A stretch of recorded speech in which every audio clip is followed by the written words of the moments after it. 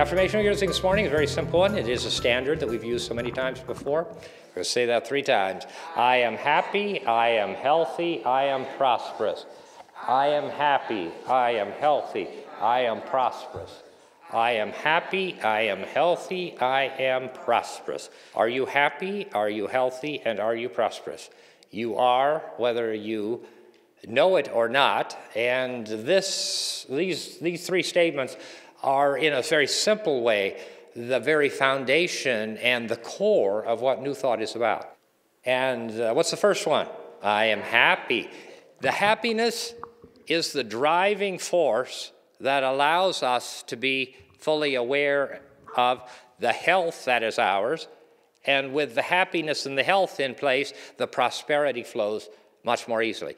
But within the broad spectrum of New Thought, most of the classes and most of the lectures and most of the things that we talk about will fall broadly into one of these areas of being happy, being healthy, or prosperous. The core of the teaching is about the whole of our being, the whole person, you and me, mind, body, and spirit. And not only for us as New Thought believers and in our New Thought faith tradition, but our belief is that it is true for everyone of every faith and people of no faith. Because all of these realities that we teach and talk about are operating laws that operate freely and easily for everyone. And so there isn't a requirement of learning them or coming to know them or doing anything about them. It is like the air that we breathe, the law of gravity that we experience. These things operate. And so happiness, health, and prosperity operate always and everywhere. But whether they are manifest within our lives and within our circle has to do with how effectively we are in sync, if you will, with that reality and truth to allow those things to come forth. Now, it doesn't mean that happiness, health, and prosperity will always be demonstrated presently, that is in the way that you see yourself, but it does mean that they're always there, and they're always available and able to come out. The question this morning, what makes me happy? In counseling and therapy, that's a question that's asked in a little different form. We may say, what did you do last that you really enjoyed? When did you really have fun the last time? When did you really laugh the last time? When did you really, really feel happy and good? And so many people have to stop and think.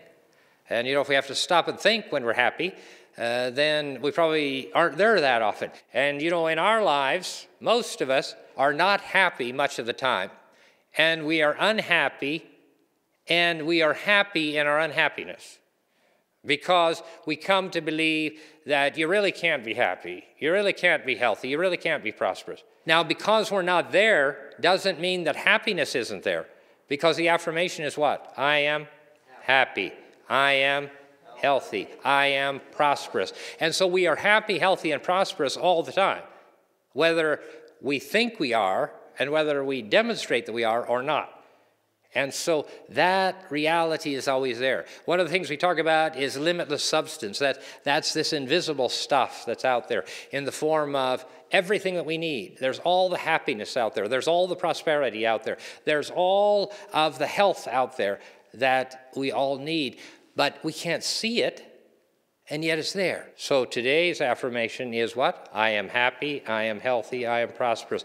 And today we're asking, what makes me happy? One of the things that helps with some of these processes is, what makes me happy is maybe write them down, because it helps a lot to write things down. Write down what makes you happy, what makes you happy. And you'll come up with a list. And very often, what's on the list, or a good deal of what's on the list, is not what you're experiencing right now. Maybe it's having a perfect mate. Maybe it's living in South Florida. And so many of us believe that our happiness is dependent upon something or someone. That our happiness is dependent upon a job or having money or getting the right person or living in the right place, that it depends upon something. And what do we know in New Thought? What does New Thought tell us about happiness? It tells us, and you can write this one down, that we are invited and called to be happy for no reason. That is not altogether true, that we are called to be happy for no reason. We are called to be happy for a big reason. And the reason is that we know that we're created in the likeness and image of our Creator. And perhaps you want to make another list of what makes you unhappy. And look at those two things. and understand and see them for what they are, which are just the longings of a human spirit to live in a human world devoid of spiritual reality and truth. Because when we have a list of things that make us happy, and when we have a list of things that make us unhappy, there are two sides to that list. There are the good things, and there are the bad things. And so we begin in that process of looking at our happiness, looking at our lives in many ways, with these two lists. And when we have the two lists, we begin from a place of judgment. Many, many years ago, when I was in the Army in Vietnam, I was a combat medic, and I was assigned to for 6 months I was in the field in combat with a battalion of bright young men who were all just like myself, 19 years old, except they were all from the South. And do you know what music they loved? Country music. And do you know what music I hated? Country music. And there was a radio station that played in Vietnam for the troops, for our troops. And it played all different kinds of music and different things. From 5 until 6 o'clock at night, it played country music. And what do you think every radio, little transistor radio in my group had on from 5 to 6? Country music. And so I would lay there and I would think, oh my God, I can't do this anymore. And so months went by, and then one day, I didn't do anything. I didn't even try. One day I was laying there, and I had heard these songs that I hated and disliked over and over and over again, and these guys were singing and humming them, and lo and behold, what happens? I'm humming the song. I had become one of them, you know. And I thought, well, how could this happen, you know? And then I started enjoying it. So then I started listening to it. That music didn't make me unhappy. I made me unhappy. And that music was making so many other people happy. How was I so unhappy? Happiness is not something about which we need to judge. You know, we don't need to judge or measure our happiness or anyone else's. What we need to do is to understand that happiness is there as a limitless substance, always and everywhere available, and we can be happy in every circumstance and situation despite the circumstance or situation. Because it isn't the circumstance or situation that makes us happy or sad. Because the circumstance or the situation is only something that we're moving through in the very present moment that may be happening for a variety of reasons. May be happening to teach you a lesson, may be happening because you made a bad decision, may be happening because you made a good decision, may happen for any number of reasons. But those things that we believe to make us happy are really only lists of things that we like and that we approve. And we hang our happiness on it, and we decide if we just have that. So often we decide if we just have the right partner, if we just have the right spouse, if we just have the right job, if we just lived in the right place, if our children just did what we wanted. And all of that, all of the things I just mentioned, have to do with ourselves believing that we want to be God and control all of the circumstances and situations that take place. People say, where is God when bad things happen? God's right there. But we're so busy and so consumed with the belief that he's not, and the expectation and demand that he do what we want and that we expect, that we don't even see him or know that he's there. Happiness in our most difficult times comes from the awareness that we know that it will come again, not because it will come again. And if you're standing beside a casket, or if you're standing beside an empty checkbook in the midst of depression and sadness and all of the other things that happen, it is not the absence of happiness. It is the absence of happiness in your life and in your mind and in your heart. But the happiness is there, and as you allow it to come forth for no reason, it will come forth. So many people have told me in the ministry and counseling, after someone has made the transition, especially dear loved ones and family members and spouses and the like, I never thought I'd be happy again. I never thought I could laugh again.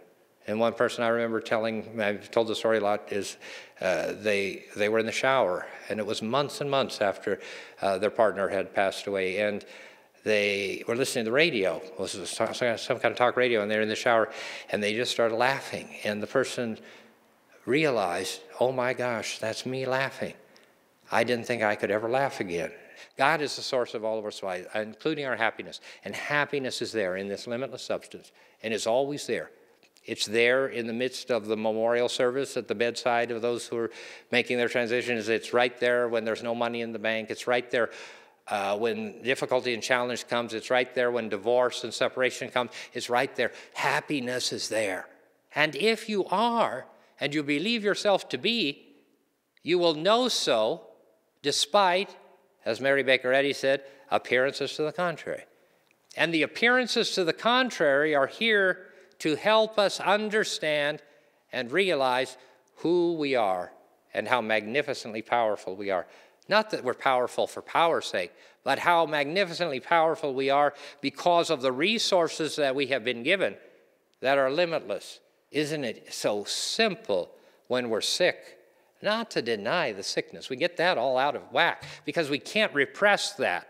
But what we can do is in the midst of every sickness, you can see and claim, what's the second part of this? I am healthy. I'm healthy. And so if you say it and feel it, and you know what happens? The more as you start to say it, you're going to feel it. Having a healthy body is not what your health is dependent upon. Having money in the bank is not what your prosperity is dependent upon. But you know what? If in the midst of our most difficult times, our most unhappy times, our most trying times, our most depressed times, our most isolated, lonely times, we can say, I am happy, I am happy, I am happy, and to know that it's there and allow it to just come forth and come forth and come forth, then something wonderful and magnificent will happen. So the good news is that you are happy and I am happy. We are happy for no reason. We don't have to have a reason to be happy. And just because we're unhappy doesn't mean that something is going to make us happy, or some person is going to make us happy, or some deed, or some trick. Those things might make life richer and fuller and more enjoyable. But what we have to do is when we are unhappy, know that that happiness is real, despite appearances to the contrary, and know that that spark of happiness is there, and draw it out, and draw it out, and draw it out, and draw it out, and draw it closer to us until we are indeed happy in the midst of our unhappiness. And when we're happy in the midst of our unhappiness, we realize that we are always happy. We just don't always know it. And as soon as we can know that we're happy, even when it appears that we're not, we begin to affirm the truth and deny the power of that which is not there. That's the good news. And so unhappiness and loneliness and depression and all the things that you believe keep you from your happiness in life are not keeping you from it at all. You are keeping yourself from it because you are not affirming and claiming the reality and truth of that which is. And when we claim and affirm the truth of that which is, it comes forth in our lives. It becomes manifest in our lives. And we become happy for no reason. And then we are able to understand and realize that there is that ability to simply shift our way of thinking.